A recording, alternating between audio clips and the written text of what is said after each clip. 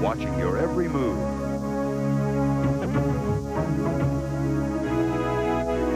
You've dreamed of this day your entire life. Breaking through the crowds and skating ever so proudly up to the stand that tells the world that you have won the gold. Just 4.5 minutes alone on the ice. And this time the effort might take you beyond the present, because on the horizon is a place in the mountains called Albertville, site of the '92 Olympic Games, and that's the ultimate dream.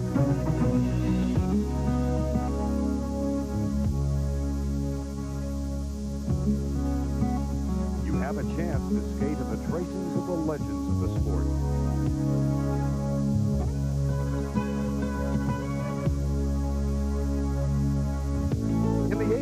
Figure skating took on an aura of international confrontation, and great rivalries were born. Scott Hamilton dominated the early part of the decade, but had to withstand the challenge of Canadian Brian Orser. Elaine Zayak, who brought power to the sport, and Rosalind Sumners with her grace and poise, an American rivalry.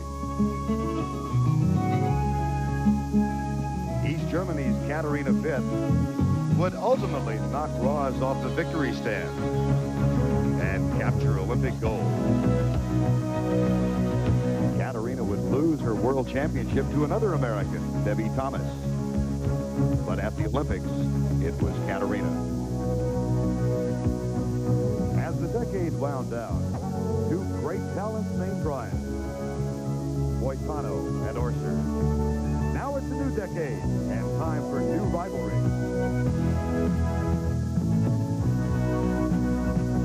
Kurt Browning, world champion.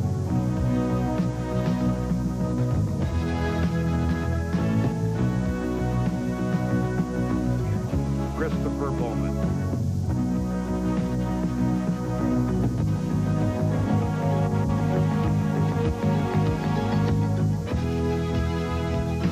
Victor Petrenko. Tonight, the 1990 world title is on the line. Midori Ito, world champion.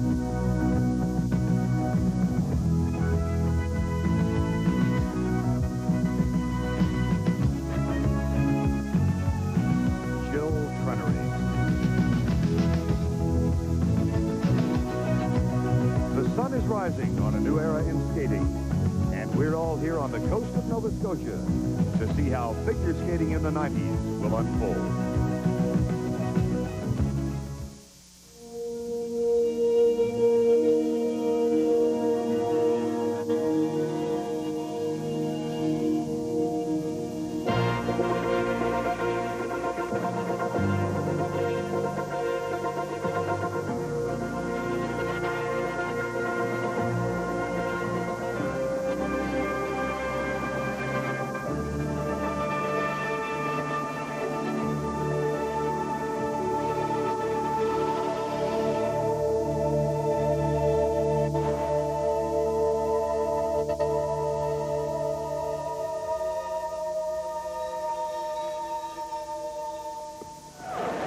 Overflow crowd at the Metro Center in downtown Halifax, Nova Scotia.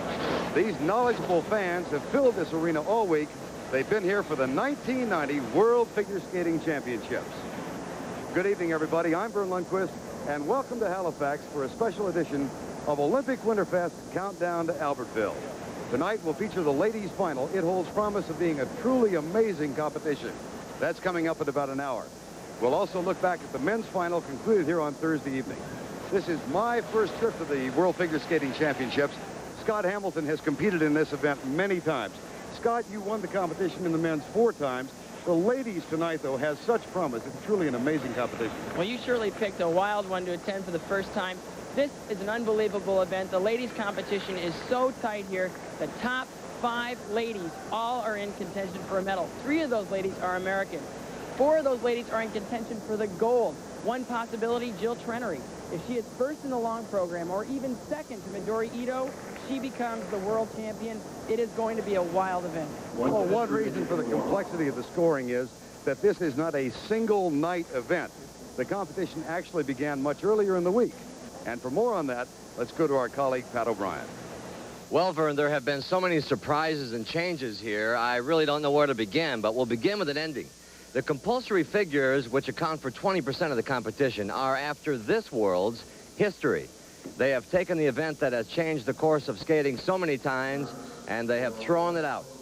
And after what happened this year, nobody is more pleased about that than Midori Ito. For 1,000 winters, figure skating has begun with figure skating. And when you are the world champion, 1,000 hours of practice is never enough. The ice freezes at 0 centigrade in Nagoya, Japan, just like it freezes at 32 degrees Fahrenheit in Colorado Springs, where Jill Trenery spends 1,001 hours for the extra edge. And on a cold winter's morning in Halifax, when they gathered for the compulsories, Jill Trenery proved that when this part of the sport is done properly, it can be beautiful. Jill did it properly. Even on game day, there's always room for one more lesson. And even on game day, there's room for disaster. When it was over, Jill Trenery was in first place. Midori Ito was in 10th. The victory and the defeat branded on the ice. But you could see it elsewhere as well. You knew the Empress was in trouble, and before long, all of Japan knew. 2つの後の2女子選手の結果がまだ分かんないんですよね。それを含めてですね。フィギュア、すみません、世界フィギュア、糸やや出遅れ。 You don't need us to tell you who had a better day. As Jill shared it with the media, they looked like they were sitting before a queen.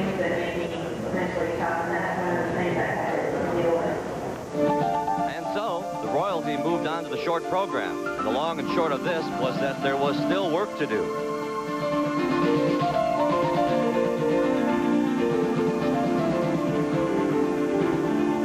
The wannabes were here. You know Christy Yamaguchi, but quickly, who's this?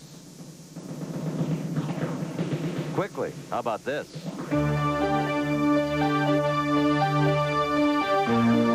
When you are in 10th place, you make an adjustment. And whatever Midori Ito did, the Japanese ought to package it. The girl they call the jumping flea jumped into the lead.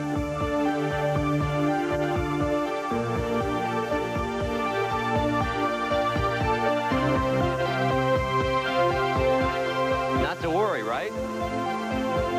Jill Trenery began showing that grace and beauty have a way of defeating pressure. And her coach, Carlo Fassi, concurred. Not to worry, right? Want to bet? She was so far away from the way it was supposed to go, missing crucial combinations that Carlo couldn't watch. In fact, he left in the middle of it. Not only did Jill open the door for the others, she put out a welcome mat.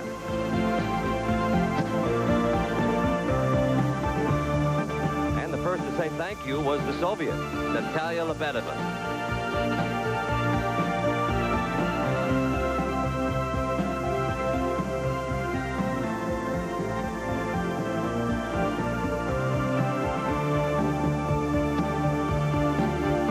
Japanese were so happy their TV person could barely interview the star. The star, when the night began, went back into the darkness.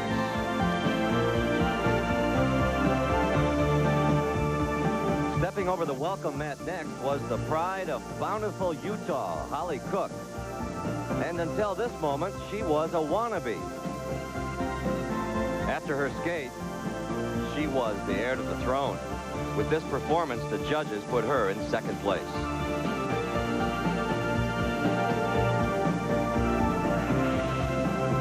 Ever get one of those phone calls when you just know something's wrong? Well, somebody got one of those calls.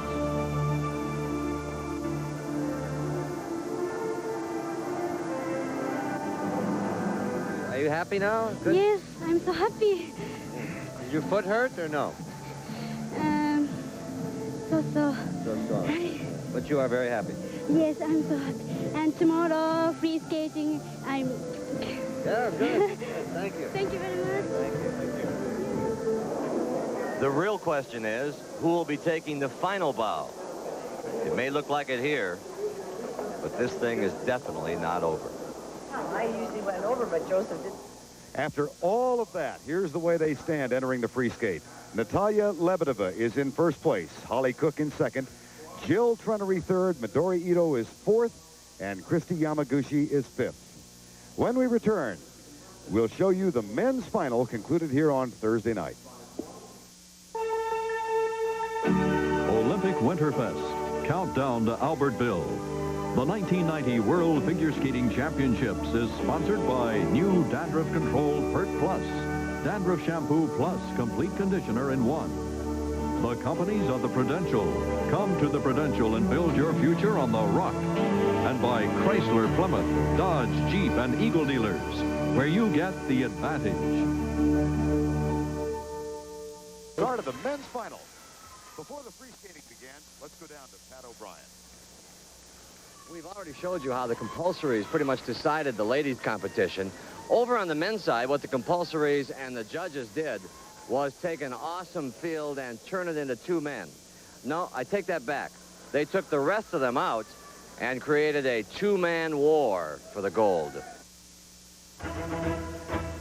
The Cold War may be over, but somebody forgot to tell Victor Petrenko. Canada is one of the friendliest countries in the world, but Kurt Browning doesn't care. The USA usually wins the wars, but not this one. Christopher Bowman's short program was sensational, but it fell short.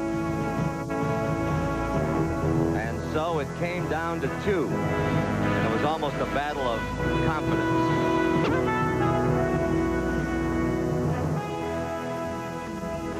As Browning was finishing a near-perfect short program,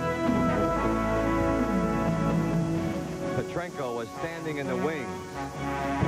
And while he was preparing to go out on the ice, the vibes he was getting from the Canadian crowd and Kurt Browning was, follow that act, buddy. And so he did. Did we say it was a battle of confidence?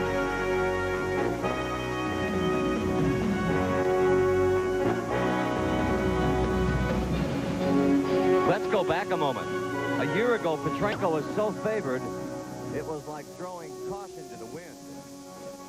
But at the Paris Worlds, he was out of it early in the short program, leaving the door open for the Americans to go ahead one more time.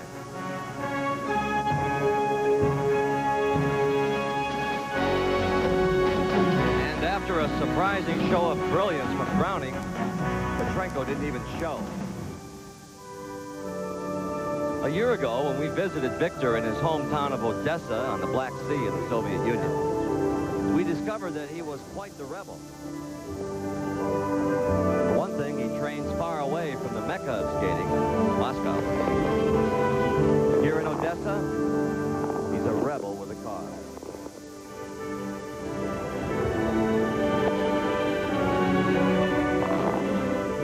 In fact, he was driving down that road to success. But the hammer and sickle was taken out by a maple leaf. Canada's Kurt Browning got the gold and a year's worth of sensational photo opportunities.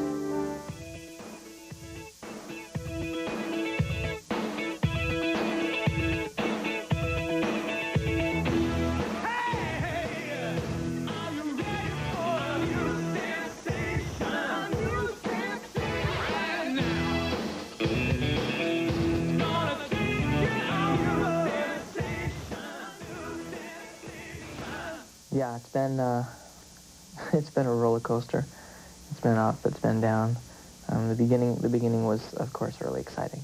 With the new title came a lot of new opportunities. But when you live your life inside a fishbowl, not only can everybody look in, they have the advantage. Because on the other side of the glass, you can't drown. I started feeling that because I'd won this one competition that I was not allowed to make any more mistakes. Making mistakes is Kurt's style. I'm positive I fall down more than any other world champion has ever been. I train a lot for fun, and I try things for fun sometimes, and falling never bothered me before. All of a sudden it was.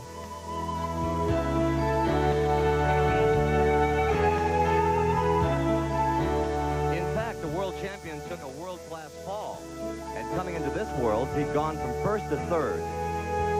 And suddenly, he was not only losing the battles, but the entire war. Now the Russians think that they can win. Now the Americans think that they can win. If I'd have cleaned up every competition I stepped on the ice, then all those guys would have been floating into Halifax going, well, all the pressure's on Kurt. I've got no pressure. If I don't win, Kurt was expected to win anyways. But now all of them have a chance. So now I've shared my pressure with everybody. How's that for positive thinking? Well, when you fall off the horse, you get back on.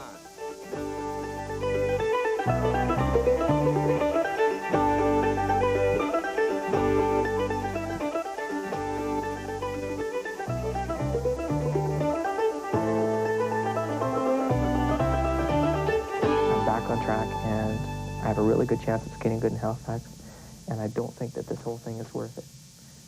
It's not worth losing your own identity. It's not worth stressing yourself out over, because that's not what gets productivity. So I'm going to go into Halifax happy, and I bet you I'm going to skate great. Kurt Browning has already had a terrific performance this week in both the compulsory figures and the original program. But if he's to win, he must outskate Viktor Petrenko of the Soviet Union. Petrenko, Browning, and Bowman, they're next. First place after a superb original program. 20-year-old Viktor Petrenko. Fresh from a championship in Leningrad.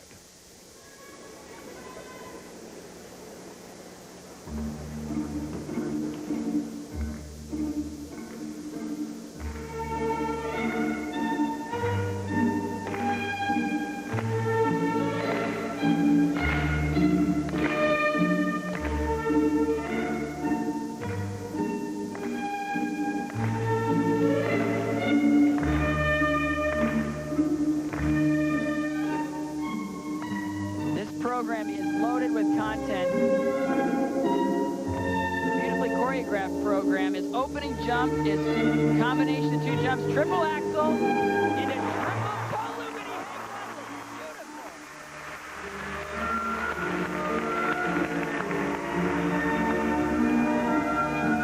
At the European Championships, he left this next jump out at the back spiral into triple axel.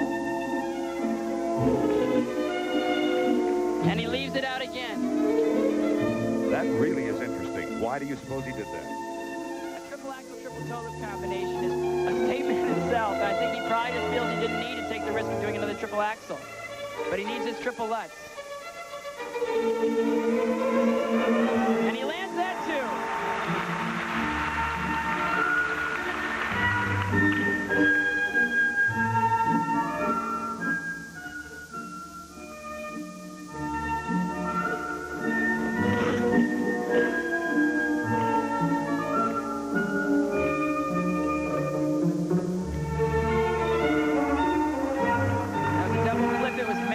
Triple.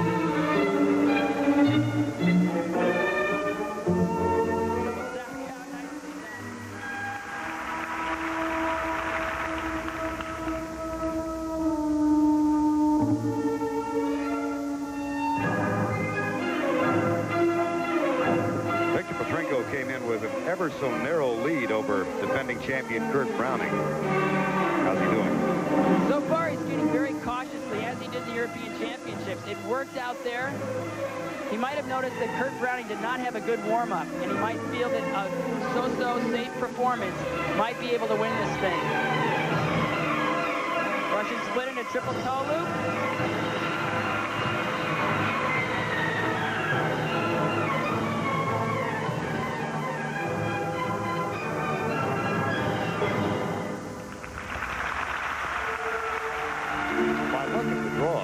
Petrenko is skating first among the final 5 competitors. Browning will be next. Now, in the short program, he had to follow Kurt Browning. Is it to his advantage to skate first here? I don't necessarily think so, only because he had to come right out of the warm-up to skate, and he's not known as being a stamina skater. So if you start your program a little tired from warm-up, it could come back to haunt you at the end of your routine.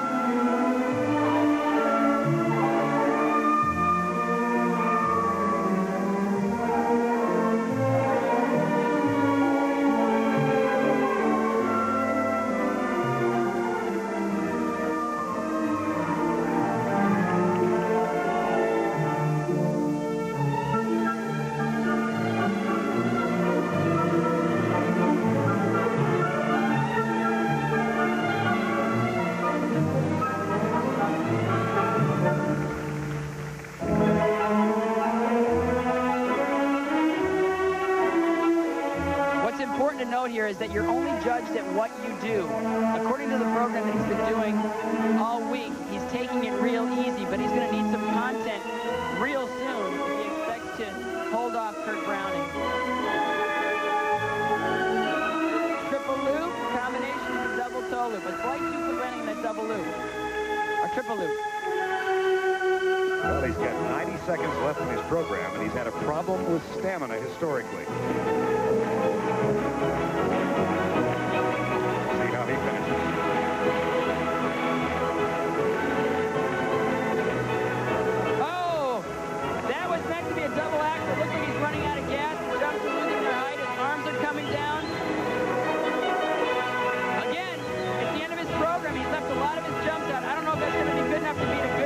By Kurt Browning.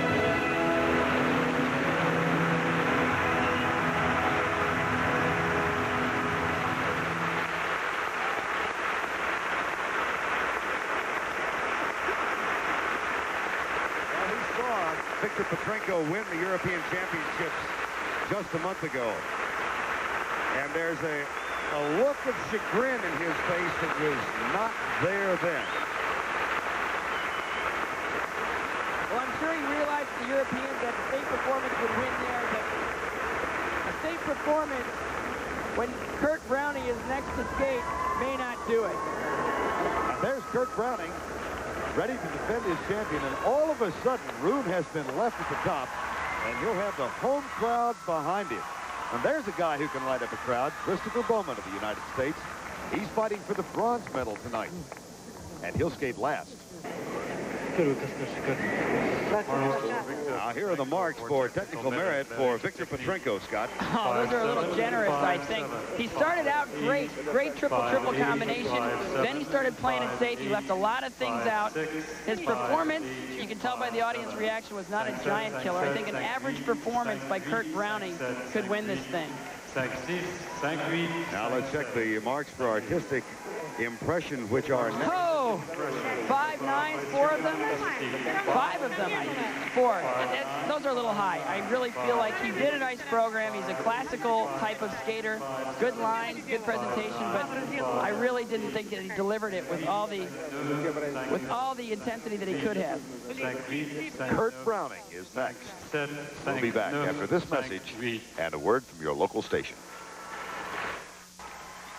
In Canada, skating before the home crowd, 23-year-old Kurt Browning. Canada, Kurt Browning. He was a surprise winner last March in Paris. He's had to live with this championship now for a full 12 months. He's in second place going into the free skate.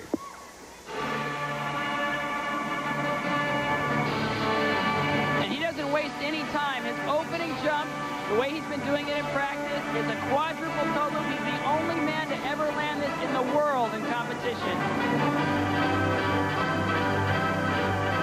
Triple toe loop, double toe loop.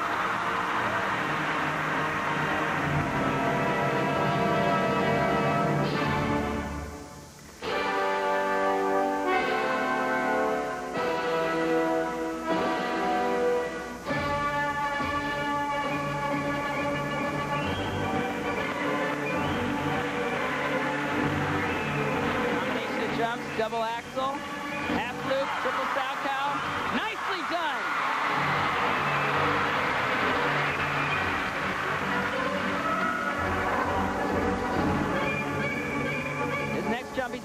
trouble with in practice all week is the triple flip. But his takeoff is much too quick, and it's very scary looking. Right here, he picks back, and he hangs onto it.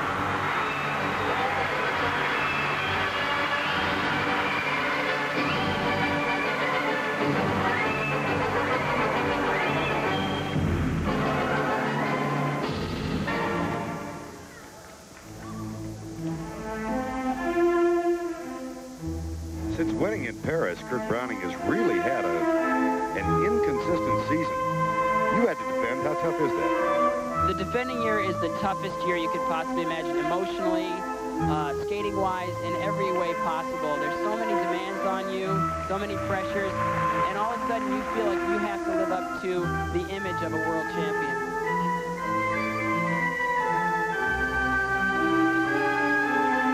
The next sequence of jumps are really going to win this thing or lose it for him.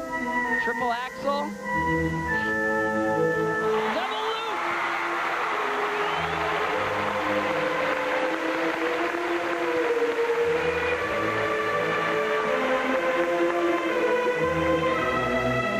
He has another triple axel planned here. If he lands this and just plays it safe the rest of the program, the world title is his. Triple axel, he steps out a little bit, slight falter. He did not put his other foot down, and turnout is not supposed to count as a deduction.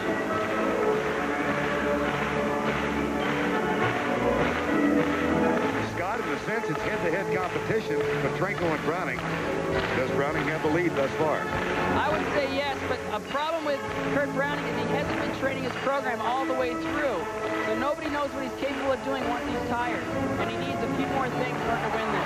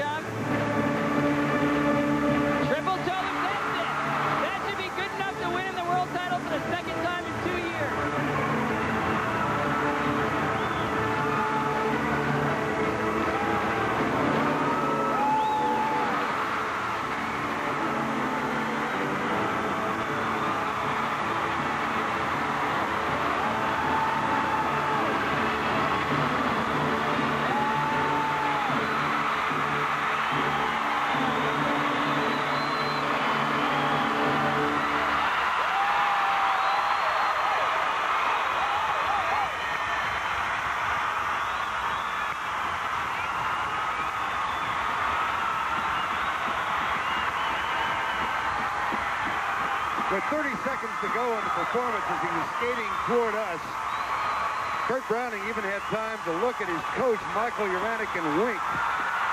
Well, he knew he had it. He knew he had it. You know, you can sense it. The ice feels good. Bam, that's it. You know you've got it under you, and he just knew.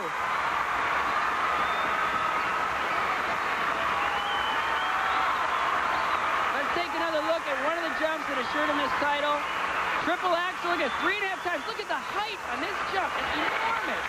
Double loop jump to tie it off. Very difficult combination. What a performance. He hasn't won all year convincingly. A lot of people felt that he shouldn't have repeated as Canadian champion. But who cares when you can come out when you need to come out, give the performance of your life, and win another world title. That's just terrific.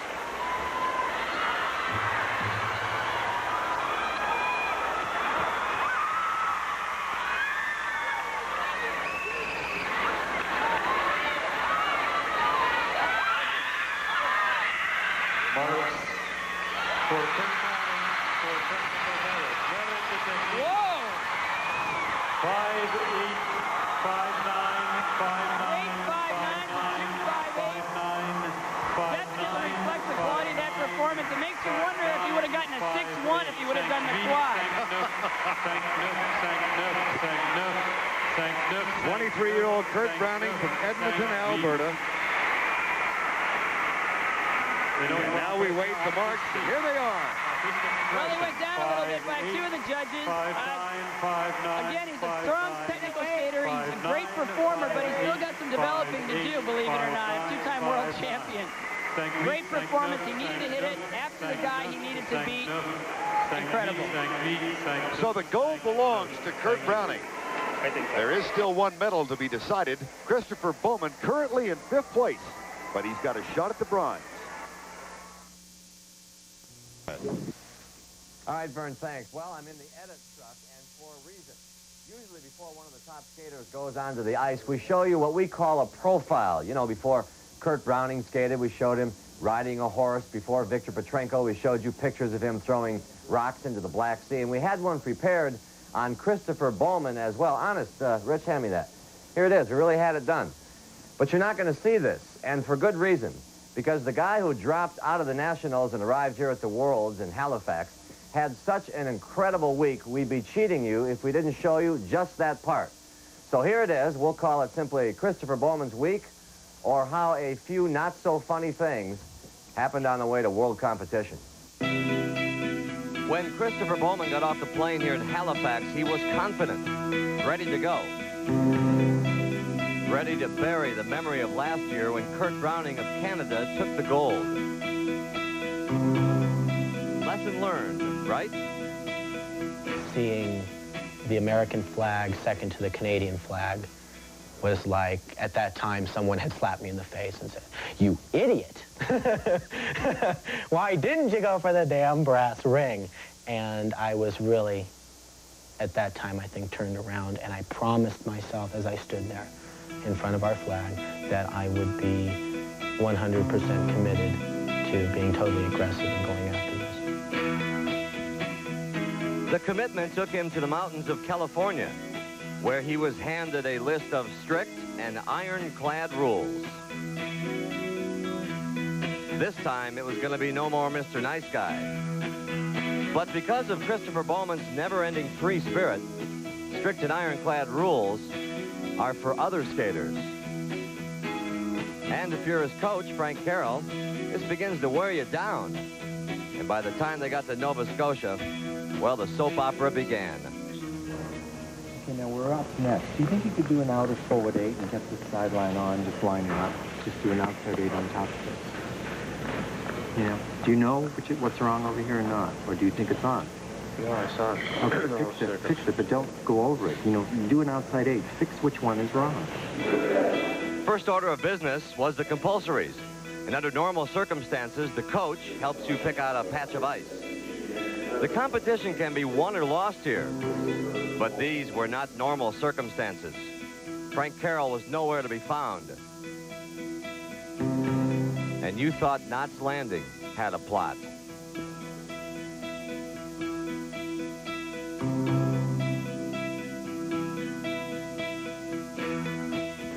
Yeah, that's why I was waiting for you.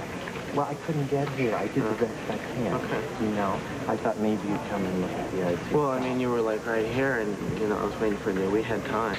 Okay. No, I'm just saying.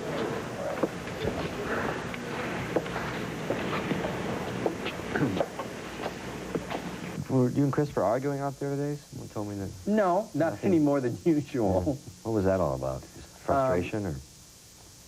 Well, no, just that, you know, dealing with Christopher and getting your mind and his mind together is a bit of a chore, and sometimes I have to really be very firm.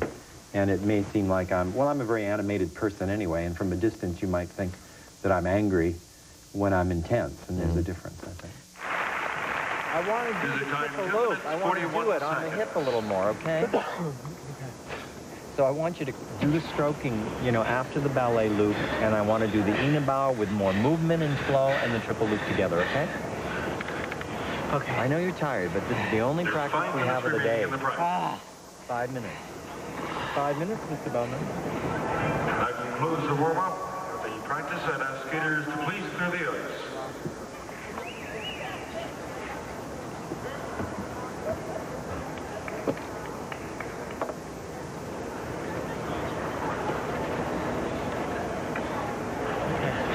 Not good? Yes. Well, the first part was good. Well, yeah, but you know, you should have finished the end. Yeah, I'd love to have a drink. I haven't even had dinner. Help me. Where are you going? Are you coming downstairs? I'm a prisoner. Oh, you can't come down. Prisoner in your own mind. Is he out of control? I wouldn't say he's out of control, but I think he's near being out of control. And, you know, I try to do what I can, but sometimes I'm very frustrated. Yeah. This really is not important to me. I mean, the important thing is I'm doing the very best I can. And I'm only human. I mean, that's just the way I am. I would like it to be, you know, Christopher Bowman, you know, the world champion, the Olympic champion, and do everything that it takes to get there. But at the same time, I don't want it to be where, you know, I'm held back as a person. Well, Christopher Bowman's week comes to a conclusion one way or another when we come back from Halifax. Good luck, with class. And now on the ice, the final competitor in the men's event of the 1990 World Figure Skating Championships. He is both charismatic and enigmatic. 22-year-old Christopher Bowman. He comes in 5th spot with a chance for the bronze medal.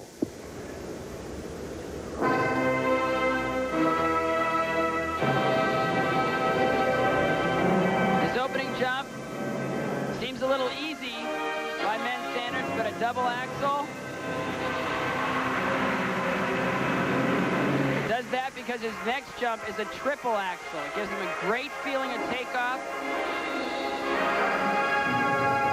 He needs this jump. Taking off forward 3.5 revolutions in the air. And he can't hang on to the landing.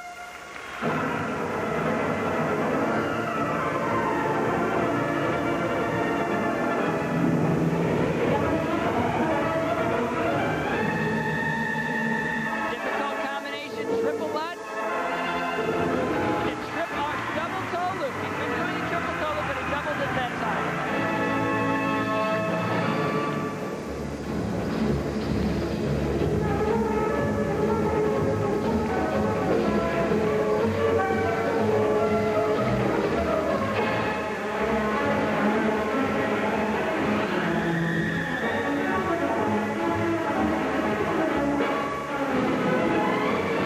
Beautiful triple flip. He's battling Gregor Filipowski for 3rd place.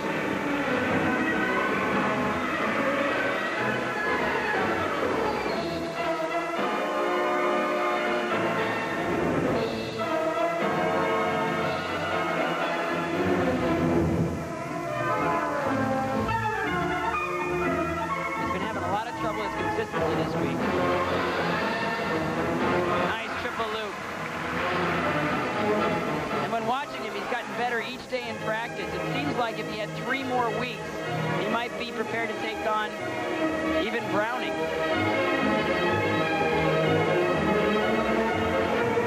Well, how much of a factor will his conditioning be in the last couple of minutes now? Be a big factor. He needs to hit everything from now on to assure himself of a bronze medal.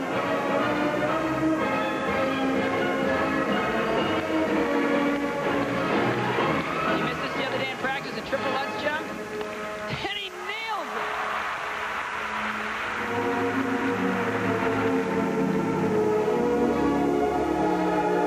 Been a very tough year for Christopher Bowman. He'll turn 23 on the 30th of March.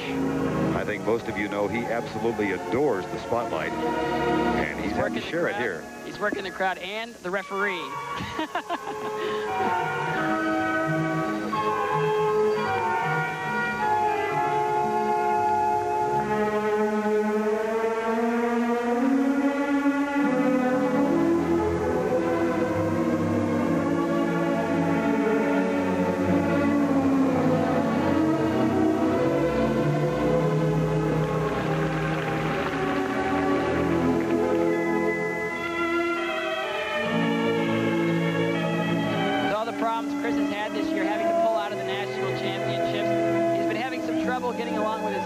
week a little bit. I think any kind of medal here would be a huge personal victory for him.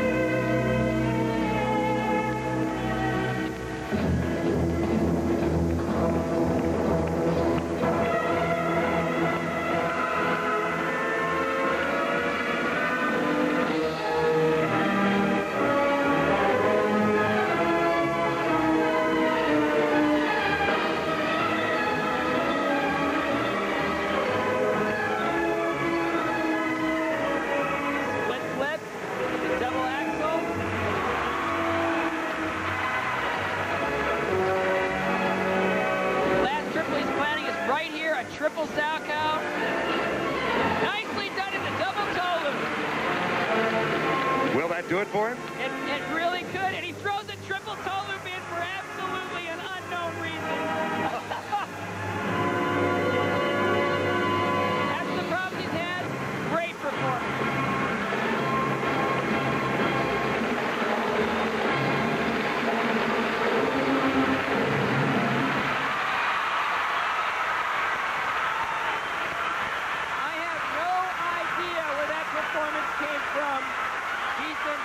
Slow and inconsistent all week.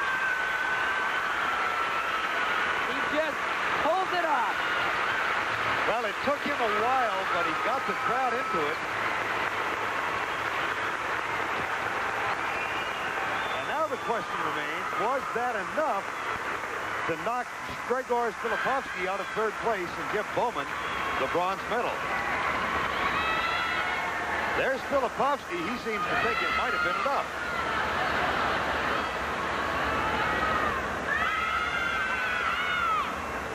And here's a replay of that last triple toe loop. He hadn't done it in the program all week. He threw it in at the last minute. I don't know why.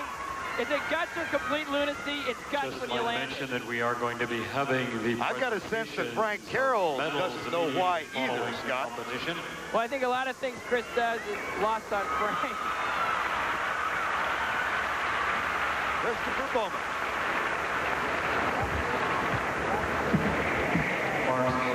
Bowman for technical merit. And they're excellent marks, 2.58, 5.7, comparable to Victor Petrenko's marks, but without the triple axel. 5.6, 5.7, 5. Man, I went for it. The second time you went for it. Second time went. Well, you should not. Well, anyway, we'll All get into head it and no heart in that attempt. All head and no heart. Here are the artistic compression marks, Scott. And they're going to go up. He's a great performer, and that'll assure him the bronze medal. I'm trying. I'm trying. I'm trying. 5.7. There's a war going on out there.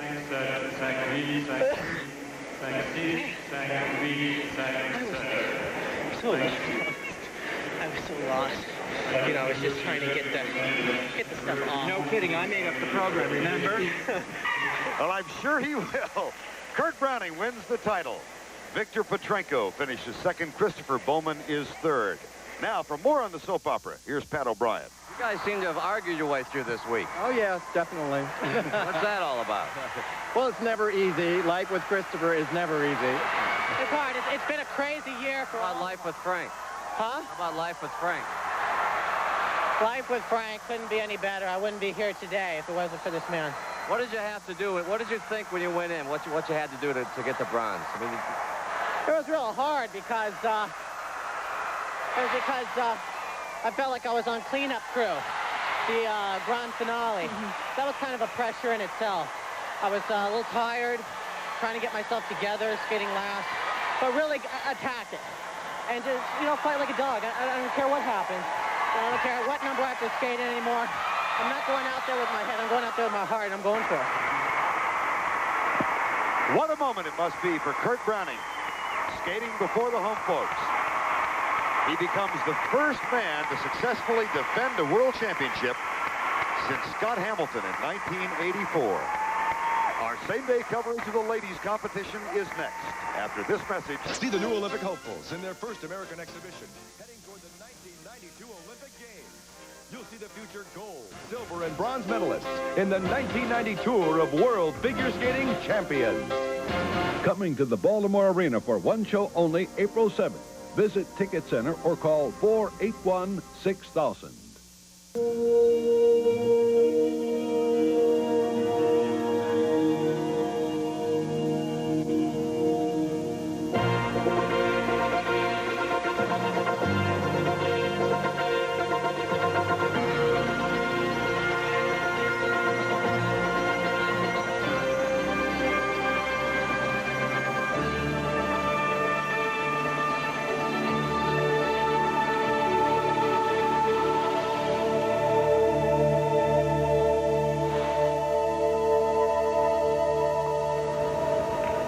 Welcome back to Halifax, Nova Scotia. We're about set for the glamour event, the free skate in the ladies singles. Here's the way they stand going into the final 4 minutes for each.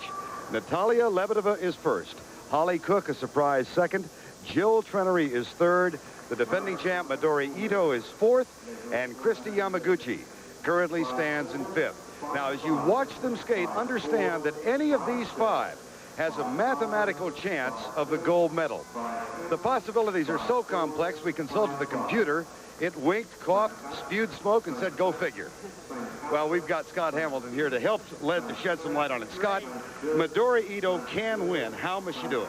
Well, the skating scoring system is so convoluted and difficult to explain that it's probably best to do it in two scenarios. Scenario number one, Midori Ito needs help to win this competition. She is not in charge of her own destiny. She needs to win the long program and have somebody other than in the top three come in second.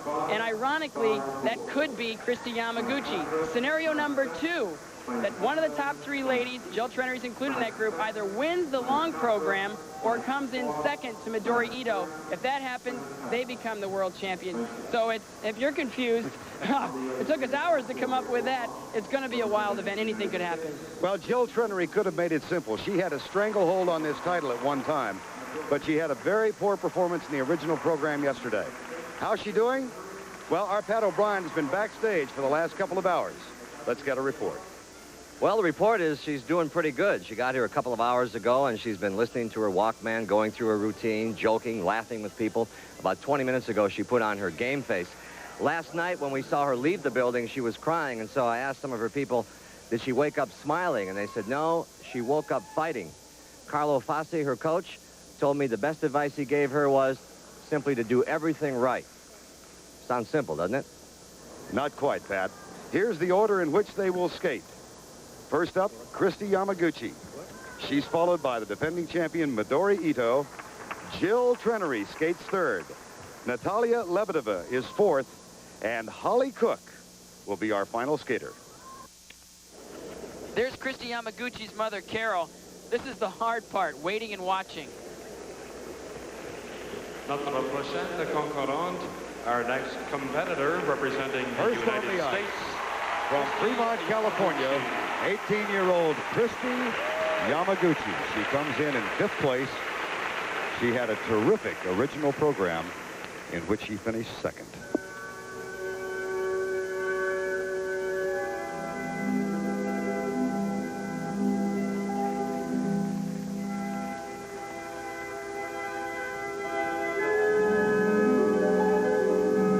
I think of all the ladies you'll see, Christy is the closest to Midori Ito in technical ability.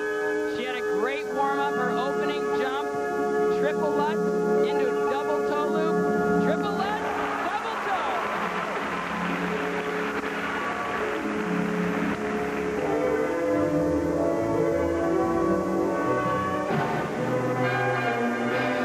Split jump into triple flip, very important. She came up short on the rotation and opening on the landing.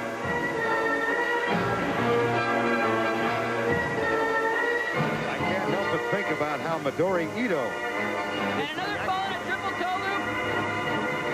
Midori Ito, right now, must be going crazy if she knew what was going on out here.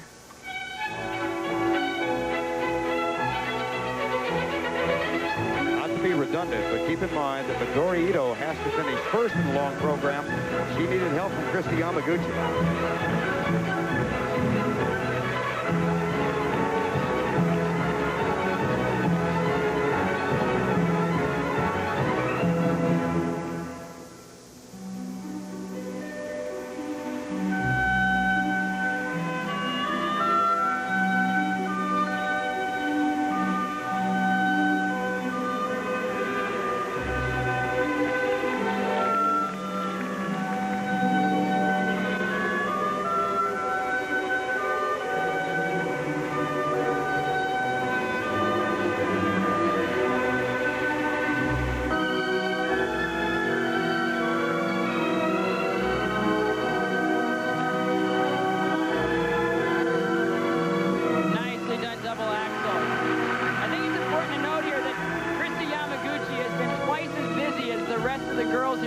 competition. She competed in the pair event with her partner, Rudy Galindo. And fatigue is a factor. Nice triple loop.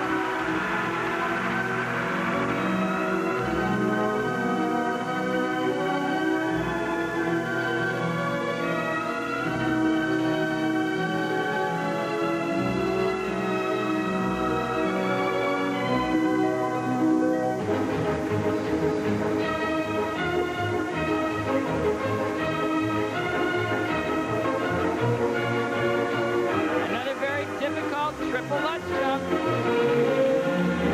Oh! 3 minutes into a program. Very difficult.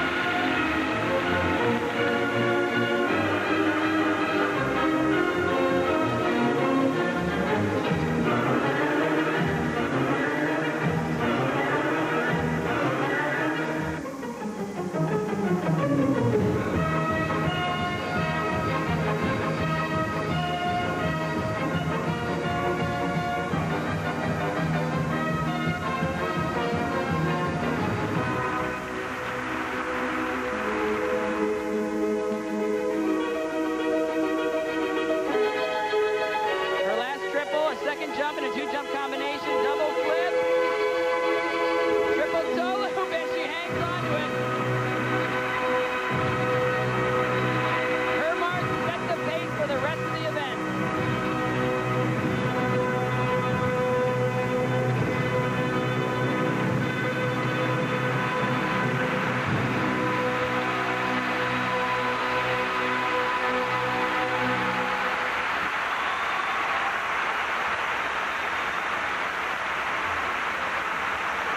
Well, it was generally a nice performance. She had some problems at the very beginning.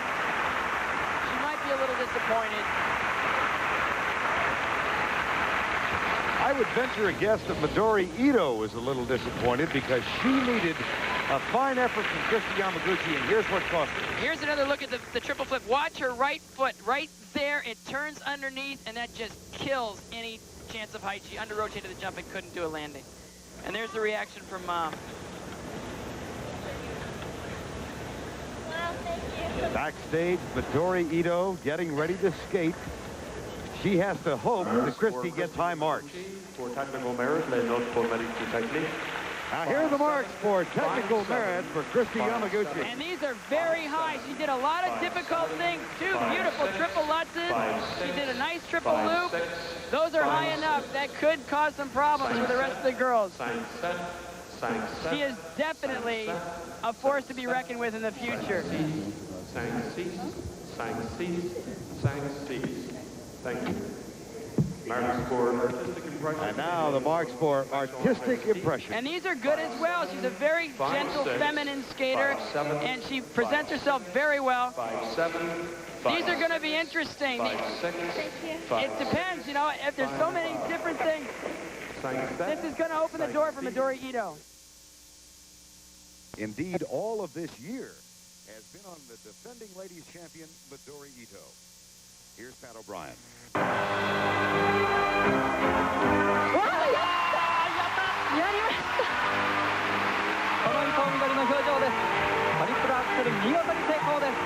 Let me help you out here. That's Japanese for triple axel, the only woman to ever land this move safely.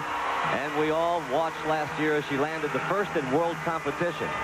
And all of a sudden, Made in Japan took on a new meaning.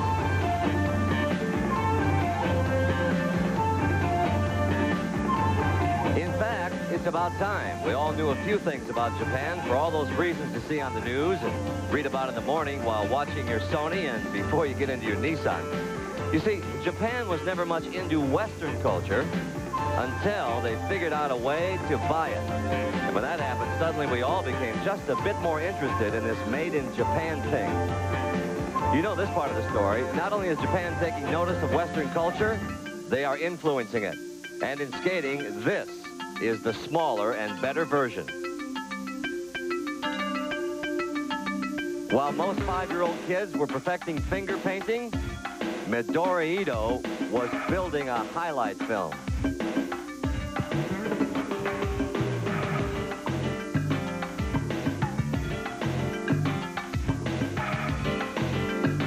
While most kids were learning how to deal with playmates, Midori Ito was learning how to deal with judges.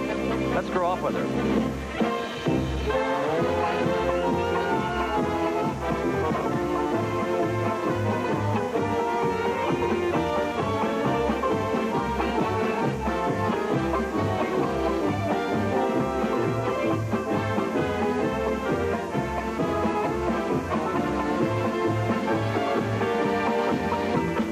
At age 12, she did the first triple-triple. No woman had ever done that. Age 12. Another first. Outside of Michael Jackson, not many 12-year-olds are phenoms. Suddenly, she was 9 feet tall. And when something is big, the Japanese jump on it.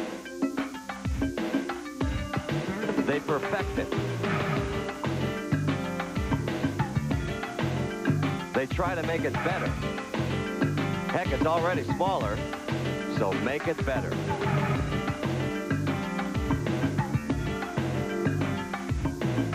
Send it to the Olympics for a test run to see if they like it.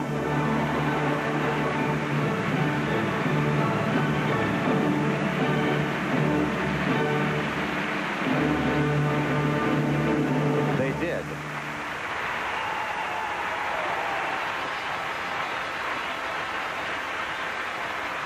Oh, remember when we said Michael Jackson?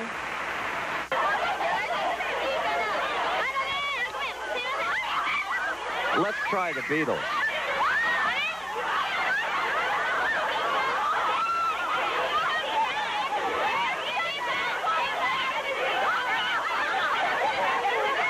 But Ito-mania has its limits, especially when the focus is still in high school. In this case, commencement did indeed mean beginning. And the beginning of a terrific flower collection. And then when you graduate to a gold medal in world competition, you become one of those people who gets greeted at the airport by somebody other than Grandma.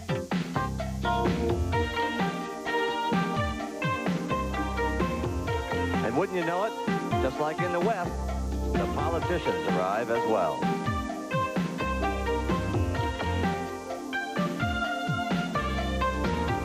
Well, there's some people you don't want to meet, like doctors.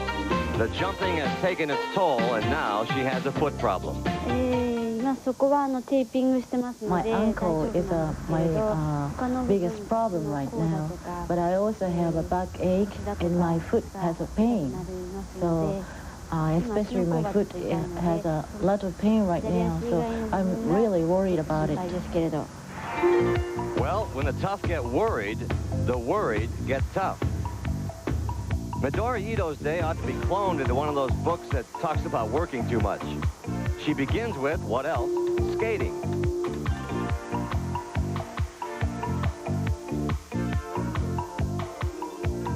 Then at lunch, she talks strategy with her coach, who she lives with. Like to live with your boss? At 2, shiatsu. Then on to ballet. And just to make sure she hasn't done any damage to her meal ticket, she gets medical advice. And just to really make sure, she visits Buddha and gets some Eastern medicine, and by then she's smoking. Temple done, back to skating. Back to eating, and by about 20 minutes after midnight, she calls it quits. What are you doing at 20 minutes after midnight? The Japanese work ethic is dressed in tradition, and to celebrate the work she's done, they sent her here to the world in the finest of tradition. So there she is, a skater with a better idea, a skater with profound conviction, like her country something to be reckoned with, made in Japan. I haven't eaten. Guys! Now from Nagoya, Japan, 4'8", 99 pounds. The defending champion, Midori Ito. Seemingly out of it after the compulsories, where she finished 10th. but she won the original program and currently stands fourth.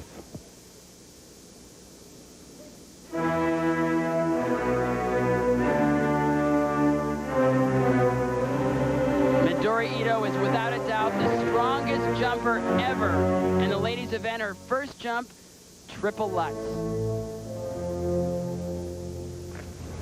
Beautiful!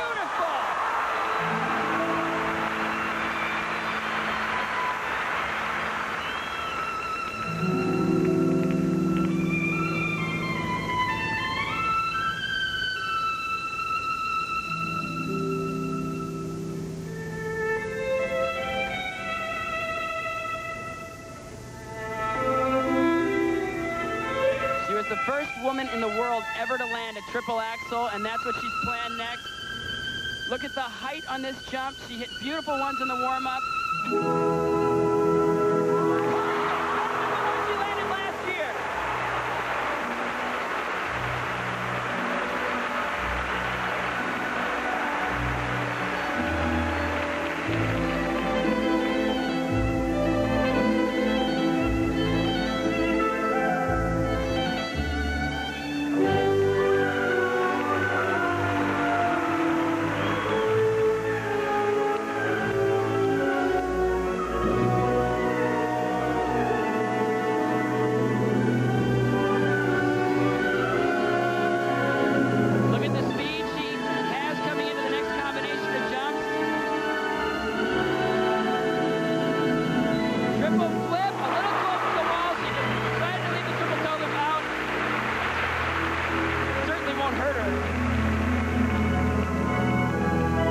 This rink, by the way, is just a bit smaller than those found in Asia and in Europe.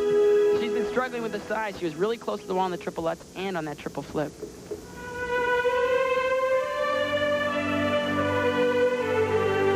Well, as you saw in the feature that Pat O'Brien did on Midori Ito, she has been working on her artistry. Has she improved, Scott?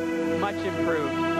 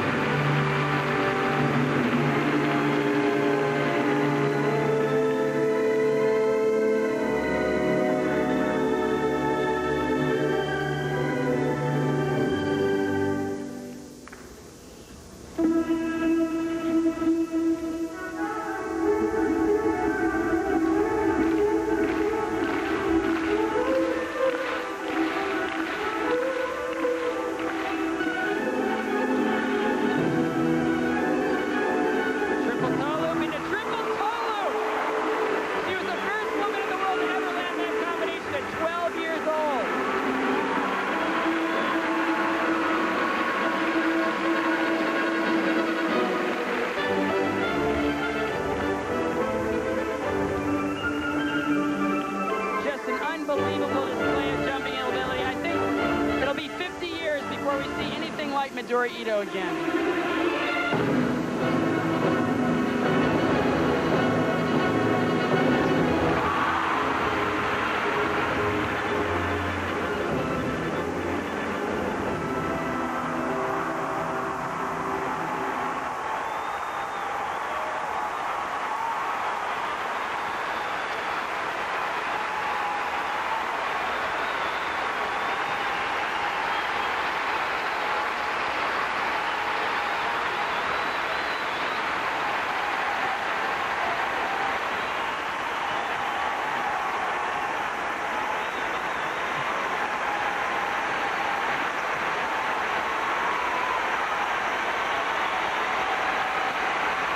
She was the first of the final 5 contestants here at the arena today.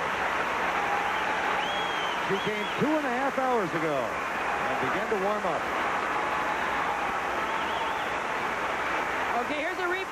triple axel. She's the only woman in history to ever do this. Look at the height of this jump. It's enormous. 1, 2, 3.5 revolutions, lands it perfectly on one foot. Whoa! Technical merit mark. 6-0. 3.6.0 is the rest. 5.9. 5.9. 6-0. 6-0. What can I say? That reflects something that nobody else has in the world. 5-9.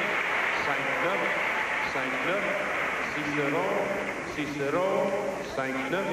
5-9. It should be interesting to see what her second marks are. Artistic compression. She has worked very hard on her artistic compression, but it's kind of a bum rap. They've been talking about how weak she is in that way for a long time, and it's going to take her a long time to get over that.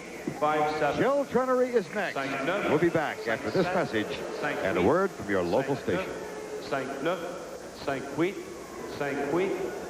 Welcome back to Halifax and the World Figure Skating Championships. Jill Trenery of the U.S. will be skating soon, going after her first world title.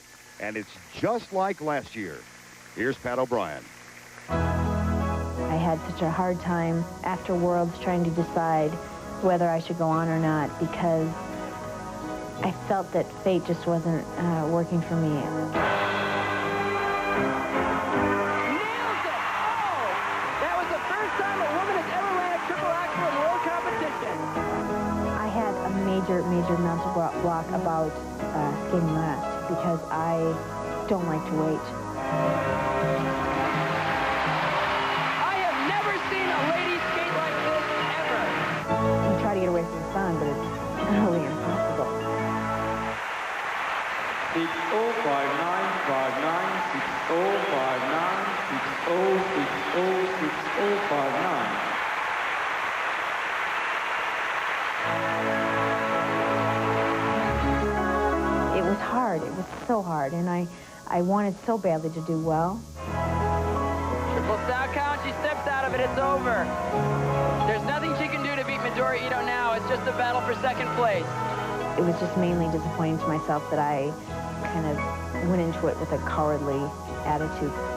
Yes, she was extremely nervous. In fact, she was practically in panic before on the dressing room. It was a women's dressing room. My wife was saying, she came out, said she has a basket case. I mean, she's completely panicking. I look back at it and I think, geez, you know, everyone was just cutting me down unbelievably. I mean, oh, yes, because I choked. That's what people saw. Now you're kidding. Come here. What people saw Jill, come here. was not pretty. You're kidding. I know you're tired. That's why I said don't do it. What the heck is There's the kind of an problem? unwritten rule about using the word choke around world-class athletes, so they didn't use it. But what was choking Jill Trenery was the pressure of world competition. In 1989, on top of the Nationals, but then she got choked out of a shining moment by the new kid on the block, Kristi Yamaguchi.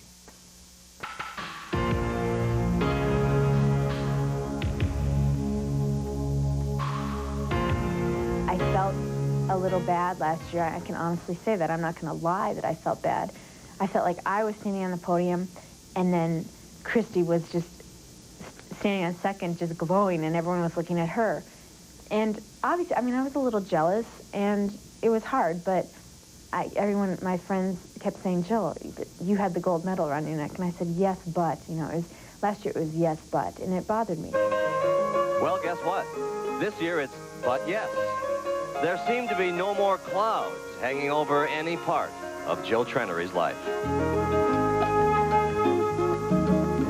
And these days, it's as though the Colorado air is bringing the fountain of youth to her.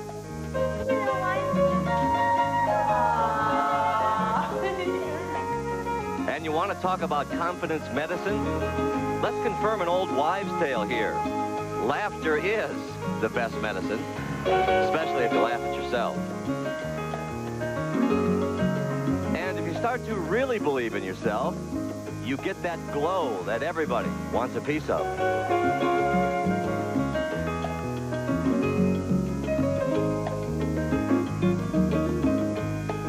You get to a point, I guess, where you have to have what they call a real life to go along with the toils and spoils of training and competing. It is like baking. The right ingredients all add up to the real life cycle. This part is called growing up. And if you really want to go the next step, you go ahead and write about it. I think because I'm 21, you have to grow up. You mature. I mean, it's obvious. When you get older, you have to be more independent. This year I have my own apartment. I feel like I'm more in charge of my life. You know, I am Jill Trenary, and I am responsible for if I skate well or skate bad. And it's a good feeling. Talk about good feeling. How about feeling good about her third national title and her first ever perfect score? I can honestly say it's the best performance I've done, and regardless of what happens from this day forward, I'm going to be very proud of this for a long time. You get the feeling that with the arrival of this newfound confidence and pride and glow, that it has married nicely to the grace and beauty that was always there. You look at this and you say, who wouldn't watch and say, now that's skating? And guess who's watching? The world champion is no fool, because when you're on top, the only place you can really go is down. Midori has to land all the jump, because Midori has one thing. If she doesn't land all the jump, she doesn't have the style and the program that Jill has it. So she has to land all the jump. If she misses something, she's in trouble. I want to give her a shot. I want to give her a run for the money. And at least if I don't win, I want to be a tough challenge for her. World title. She was first after the compulsories. Disaster yesterday. Now she must skate well.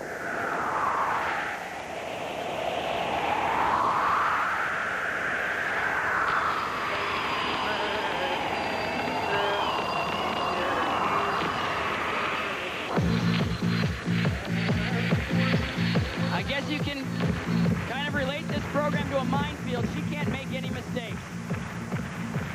Her first jump, she doubled it yesterday in the original program, a triple toe loop. She hits it perfectly to a double toe loop. Nice start. Her next jump, the hardest jump she does, a triple flip. She really needs this. Perfect!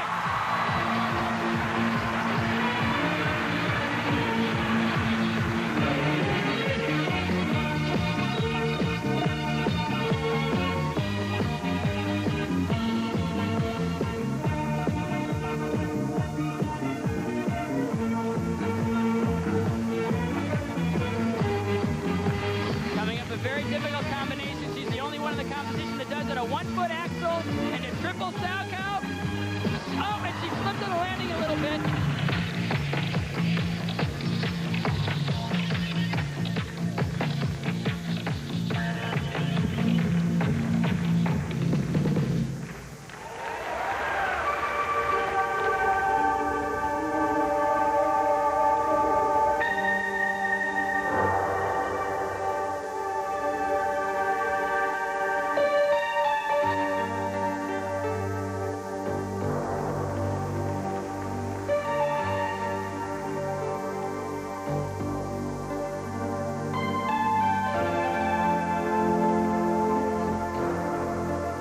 Comparisons to be made between what happened to Jill in Salt Lake City at the U.S. Nationals and here, there a month ago.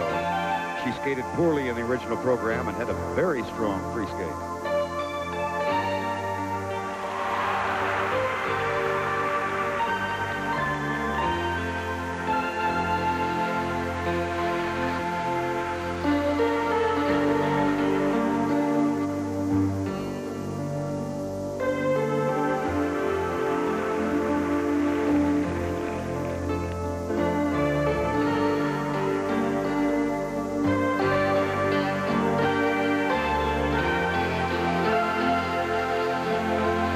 Sets Jill apart from Midori Ito is her choreography. She's worked with a new choreographer this year. She's given her a brand new look.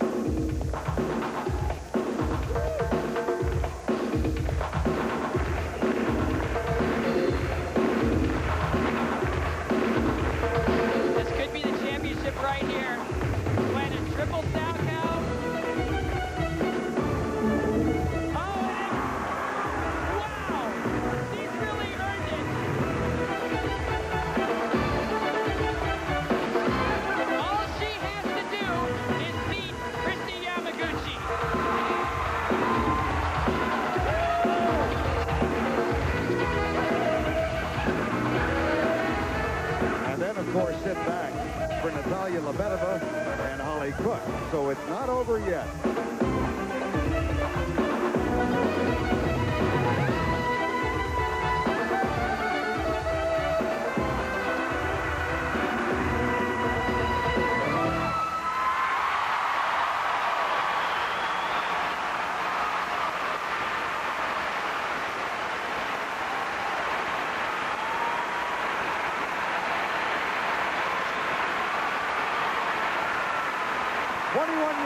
Jill Trenery, now resident of Colorado Springs, Colorado.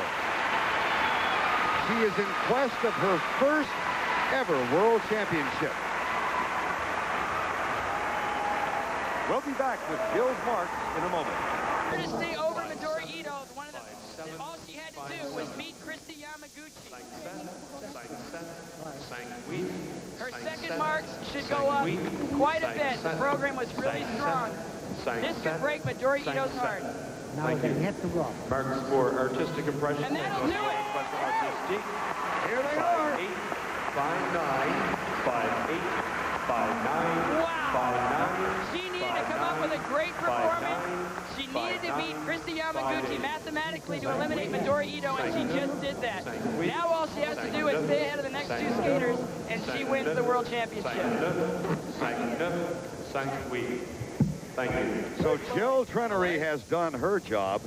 Now she must wait for this young lady, Natalia Lebedeva. Next competitor represents the Soviet now Union. skating in Moscow, second in the European Championships, and not known, Scott, as a great free skater.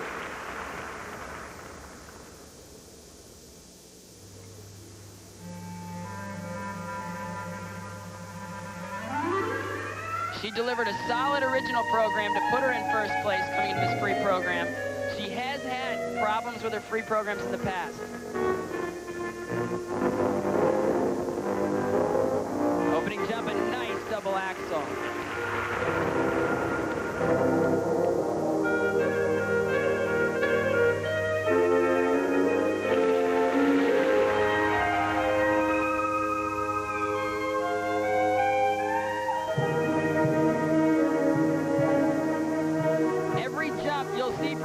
Determines the championship. Triple toe loop into double toe loop.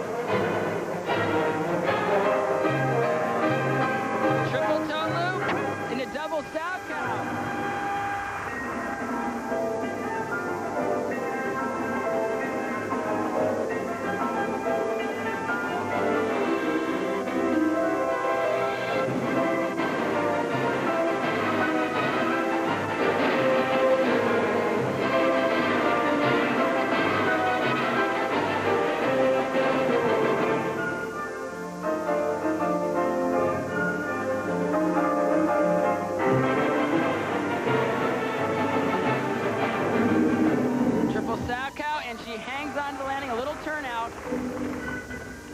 This performance definitely is not on the level of Jill Trenery.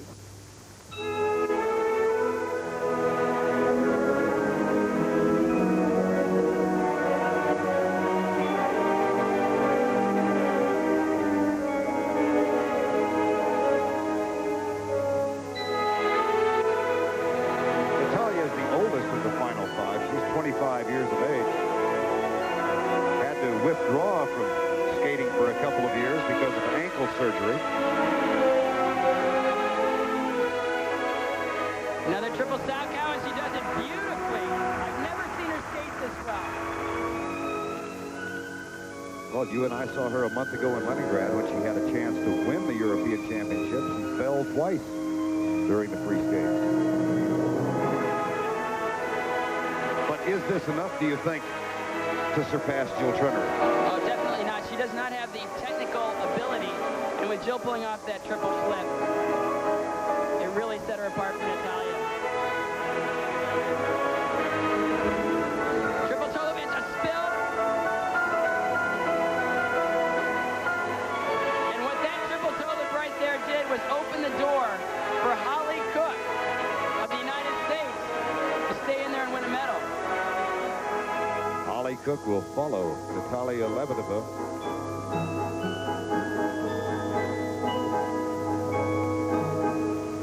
what a terrific World Championships it would be for Holly Cook.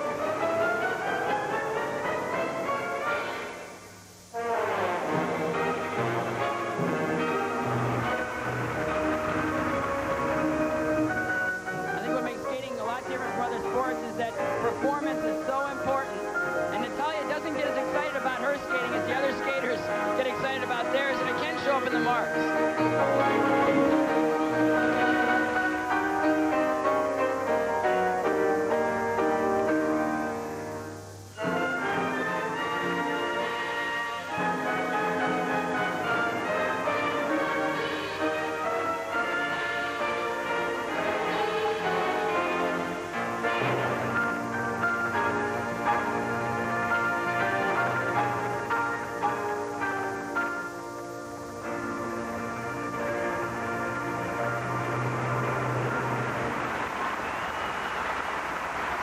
A not unexpected, somewhat uninspired free skate by Natalia Levinova. And her performance should open the door for Holly Cook, 19 years old from Bountiful, Utah. Third in the U.S. Nationals, a chance for third in the world. She's next. Holly Cook out of Bountiful, Utah in her first appearance in the world has a chance to take home a bronze medal. She has been terrific so far this week. Fourth in the compulsories, third in the original program.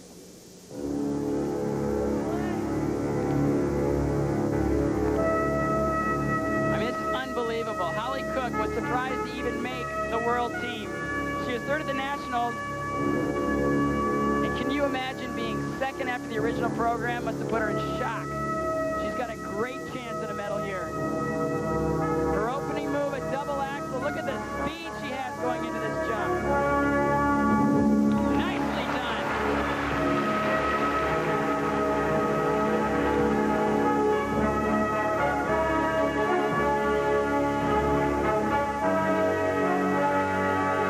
Next jump's combination of triple toe loop into double toe loop. Can this girl take the pressure?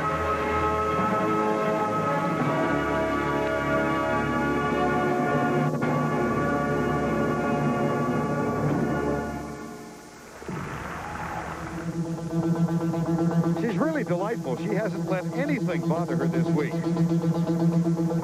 She's just having the time of her life. Well, she said that if she can get past this triple stout count on the opening of her program, that she feels like she's home free, and here it is.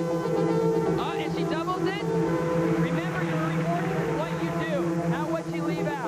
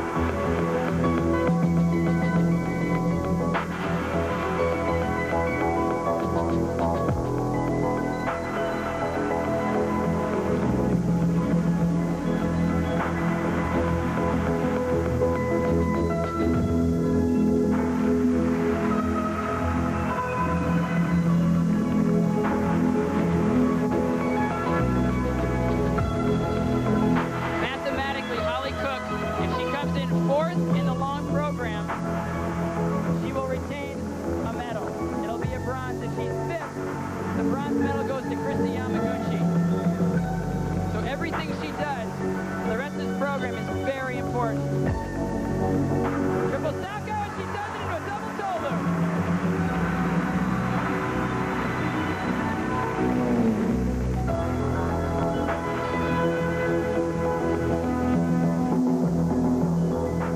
Graduated from Beaumont High School last spring in Bountiful. Among other hobbies, she collects banana items. Her last triple, a triple toe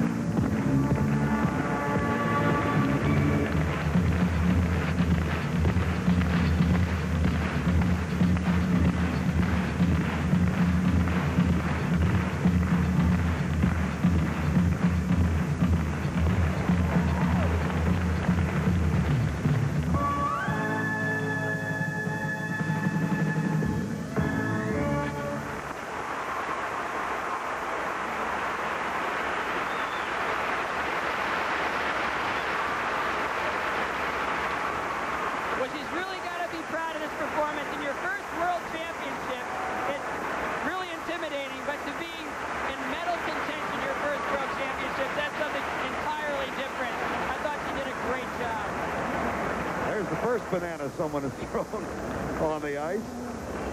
And Kristi Yamaguchi waiting to find out now. Did she win the bronze or not?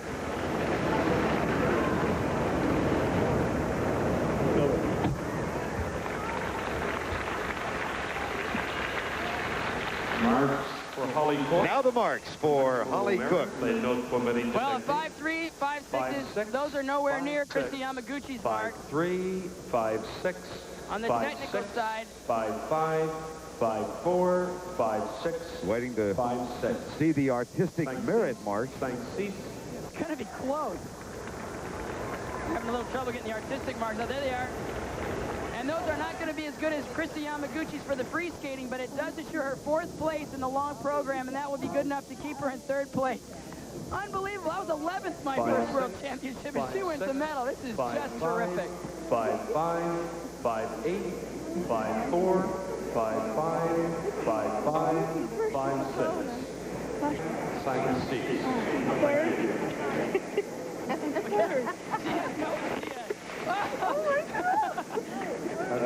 Like, who cares? What? I finished. That's great. What, I'm 3rd? I'm 3rd? Oh, my God. I can't believe it.